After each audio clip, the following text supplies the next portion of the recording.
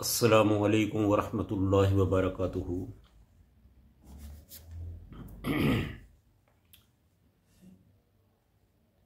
नहमदुहू व नुसल्ली अला रसूलिहिल करीम। औज़ु बिल्लाहि मिनश शैतानिर रजीम। बिस्मिल्लाहिर रहमानिर रहीम।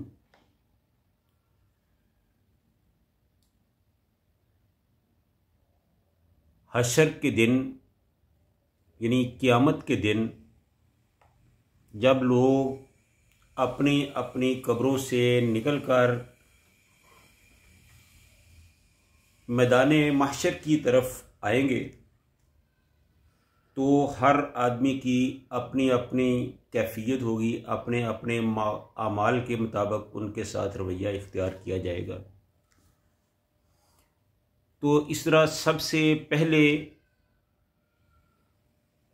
हज़रत रसूलुल्लाह सल्लल्लाहु अलैहि वसल्लम अपनी कब्र मुबारक से निकलेंगे और महशर की तरफ रवाना होंगे और वो बराक पर सवारी करेंगे और उन्हें इज़्ज़त व एहतराम के साथ महशर की तरफ ले जाया जाएगा। और इसी तरह हज़रत हसन और हज़रत हुसैन रज़ी अल्लाहु ताला अन्हु ऊँटों पर बड़े अच्छे तरीके से सवारी करते हुए महशर में पहुँचेंगे। इसके बाद जो दूसरे नेक लोग होंगे वो भी अपने अपने आमाल के मुताबिक हशर में आएंगे, जिसकी तफसीर हम आपको आगे बताएंगे। और इस तरह जो गुनहगार लोग होंगे वो अपने पाँव पर चलते हुए, गिरते पड़ते, मुश्किल में आसानी में जिस तरह भी हो सकेगा वो अल्लाह के दरबार में हाज़िर होंगे। और जो काफिर होंगे उनको टांगों से पकड़कर घसीटते हुए उस तरफ ले जाया जाएगा।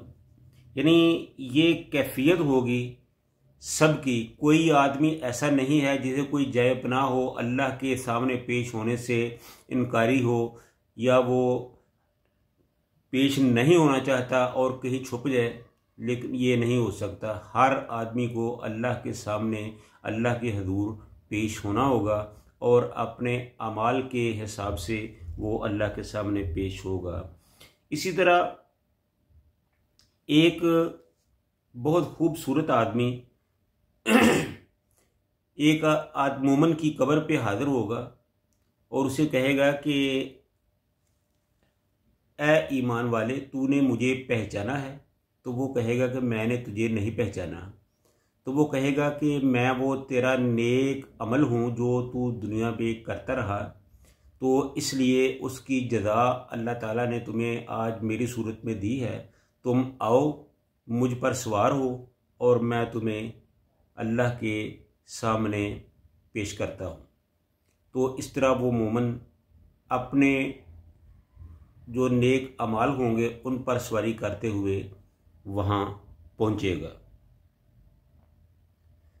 और वो उसके कंधे पर बैठकर वहाँ जाएगा। इसी तरह एक और बदसूरत जो हैकल मोटा ताज़ा आदमी आएगा और वो काफिर से कहेगा कि हाँ भाई, तूने मुझे पहचाना है? तो वो कहेगा कि मैंने तुझे नहीं पहचाना।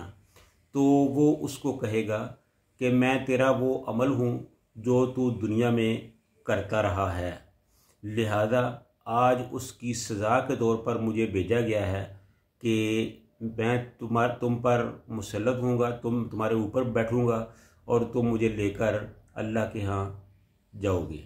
तो वो दो हैकल कवि बदसूरत आदमी उस काफिर पर बैठेगा और वो रोता पीटता घिसरता घिसाता वो उधर अल्लाह के दरबार में यानी मैदान महशर में पेश होगा।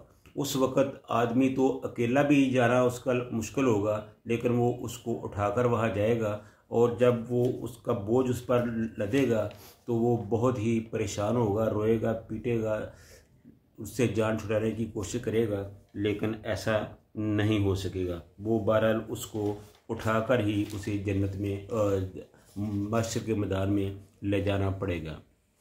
इसी तरह जो फरिश्ते नेक अमाल लिखते हैं वो मोमिन से कहेंगे, उनको तसल्लियाँ देंगे, साथ साथ चलेंगे कि आप परेशान ना हों, आप हौसला और तसल्ली रखें, आपको अल्लाह ताला आपके नेक अमाल की जज़ा ज़रूर देगा।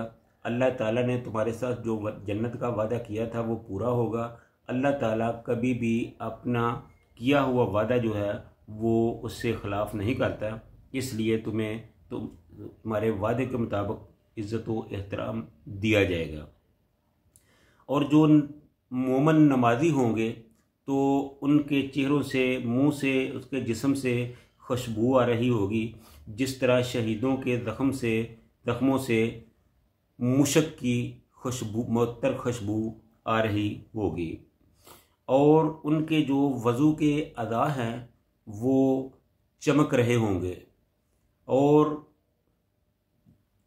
उनकी कैफियत ये होगी कि वो अपने अपने अमाल, अपने अपने ईमान के मुताबिक जो जितना ज़्यादा नेक अमाल करने वाला होगा उसी के हिसाब से उसका नूर जो है वो चमक रहा होगा। किसी का नूर सितारों की तरह चमकेगा, किसी का नूर चाँद की तरह दमकेगा और किसी का जो नूर है वो सूरज की तरह जगमगाएगा। तो इस तरह अपने अपने आमाल के हिसाब से तमाम लोगों को उसका सिला जो है वो दिया जाएगा।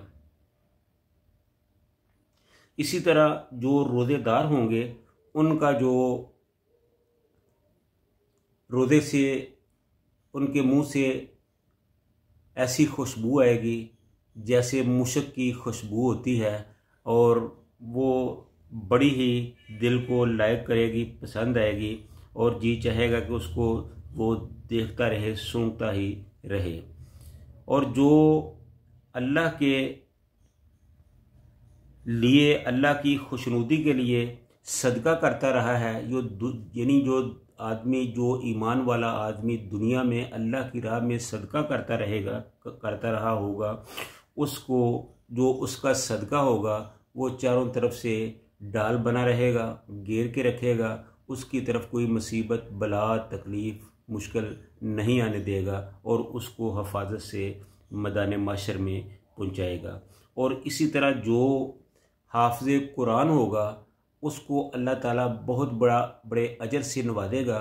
उसके जो वालिदैन होंगे उनको अल्लाह ताला सोने, चांदी और जवाहरात से भरे हुए ताज पहनाएंगे, जिनकी चमक जो है वो सूरज की तरह होगी और जिन्हें लोग देखकर रशक करेंगे।